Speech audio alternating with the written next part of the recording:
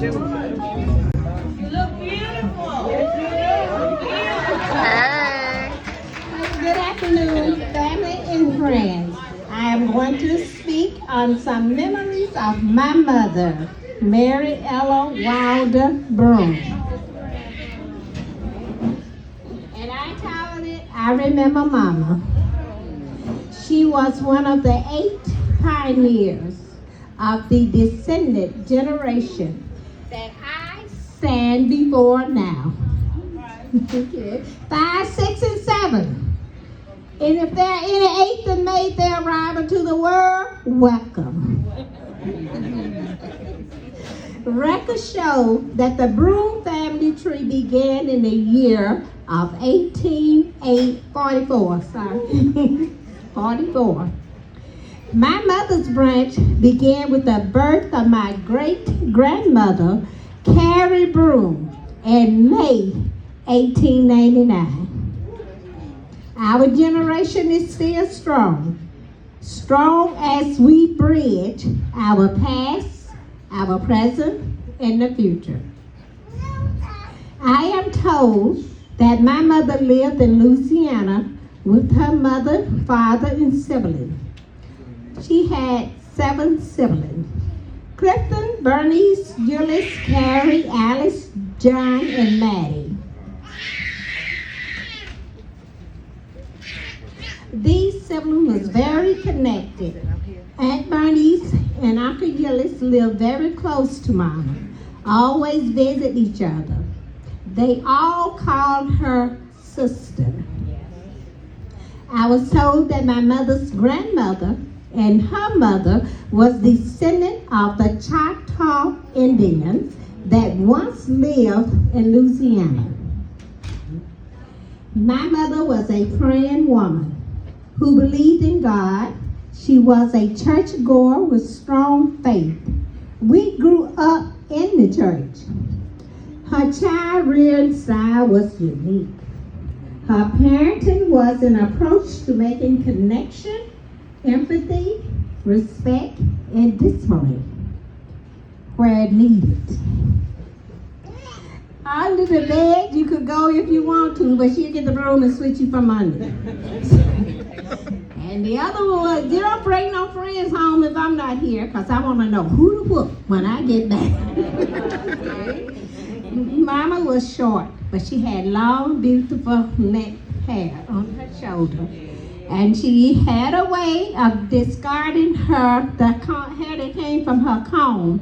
She would ball it up, put it in a tin can, and she burned it. And that was one of her superstitious tendencies from Louisiana. She continued to tell us, don't stand in shadows, don't sweep the trash out at night. Mama enjoyed quilting. She canned fruits and vegetables. Mama was humorous and she was full of laughter. She had jokes, and there was time that she would engage in dancing with us. My mother was strong.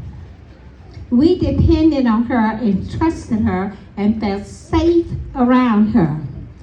My brother Junior said she had to be strong. She raised 9 kids, 6 of them were boys.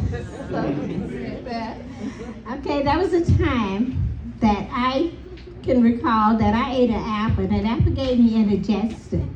It was during that time, I didn't tell nobody. I was just taking what they call baking soda and hot water, but it wasn't working.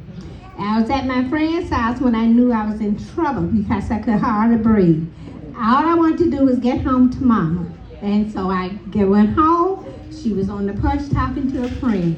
I didn't say a word to her. I pulled up a chair and sat down beside her, and I was fine. I still ended up at the doctor's office because I was having chest pain.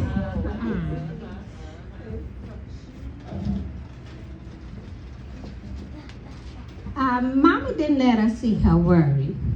Sometimes she wore it on her face. Yes, she was a strong woman, but I remember seeing my mother cry only twice. The first time it happened, I was just barely a teen. And that's when my brother Jimmy went to jail.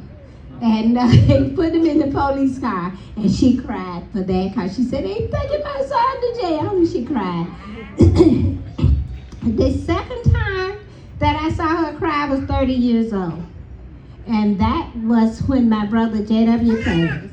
And as we was going into the church, my mother cried out 2 times. And that was it.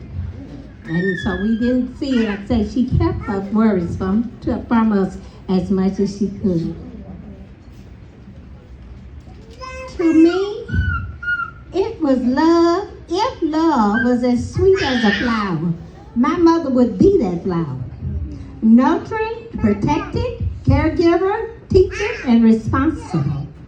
I think I speak for all 9 of her children, myself included, as I say, we are grateful for the way you raised us, you taught us, and the examples you gave us as we was getting our consequences.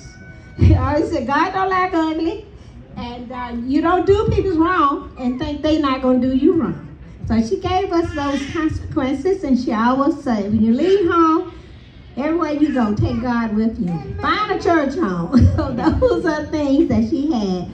So for some of you, our generations out there, when you hear your parents, aunt and uncles passing out advice and recommending you, those just might be some of the statements that started in the 1800s. Mother. My mother was to me a mother, optimist, teacher, helper, empathizer, role model in Christ. That's my mother.